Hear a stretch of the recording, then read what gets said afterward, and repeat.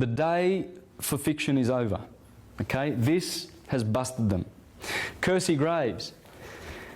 Kersey Graves, that's the same book I read from before, same author, Kersey Graves. He wrote in his book, The World's 16 Crucified Saviours, he wrote to the clergy way back then, and he said, your game's over. You've been busted. What are you doing? Why don't you go away? Well, the reason they won't go away is because the elites need them. You know, the elites pump a lot of money into the 30,000 fictional Christian religions. They're corporations. They're all doing business. They are corporate entities, all registered with the Securities Stock Exchange Commission in New York, as is our country. Everything in this country is registered in New York. This is one of the states of New York. This is what they do. The people put money, the elites, into their fiction because it serves them. It makes fools and buffoons and slaves of people and little sheep that they can shear. You know, they can fleece and pull the wool over their eyes and lead them to the slaughter like lambs. There's 30,000 registered ones of these. And they get away with their buffoonery by calling themselves charitable organisations. That's what we're doing, but we're registered with the government. Well, that's because you have to. You know, I've talked to Jehovah's Witnesses and such like, you know, mind-controlled idiots, and I have to say that because a lot of these were my friends. I've known in Melbourne. They all know me. I used to serve in the Portuguese-speaking congregation for 2 years.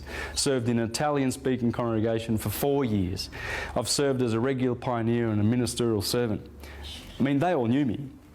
Now, I've got congregations of people that know me. I used to go all around Melbourne giving public talks. I was zealous. It was the same. So, give me a child to the age of 7. Yeah, they want them before the age of 7. Yeah. Sodomise them good and proper. Yeah. They do. But I remember just recently speaking in the mall with a couple of these buffoons, and I pointed out to them that their church is a corporation registered and everything, and they says, oh yeah, well you've got to, otherwise you can't function. Yeah.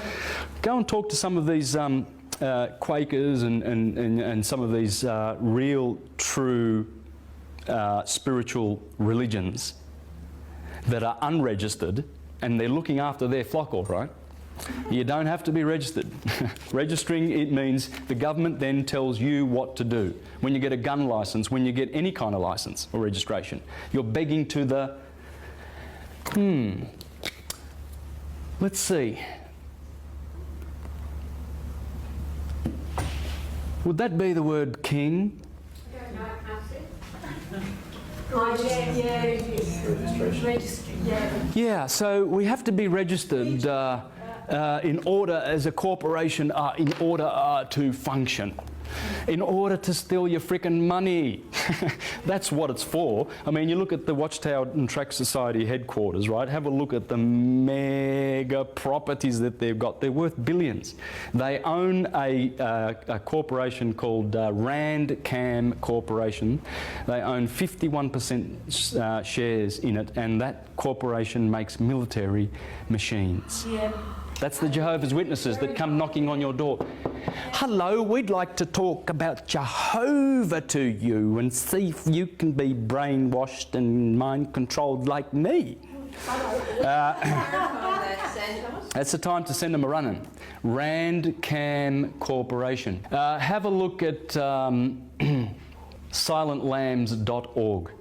Ex-Jehovah's Witnesses. They were involved in the writing department for 30 years at the headquarters in Brooklyn, and they saw all the pedophilia and all the protecting of pedophiles. Check them out. Check them out. Oh, it's all of them. They are all pedophiles. Yeah. They protect pedophiles because they deal with pedophilia in-house. They don't deal with it. They don't get the cops in. They don't get the law and the justice and say, hey, one of our brothers has just abused this woman's young child, and she's, you know, a mother, she's a widow, and look, and grab him. Oh no, what the Jehovah's Witnesses do is they say, we must protect Jehovah's reputation, brothers.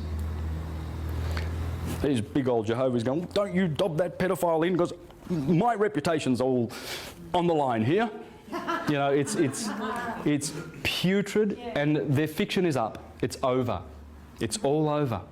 For those poor churchgoers that are still going to church to be sodomised and abused and deceived, what the outcome for them is, I don't know.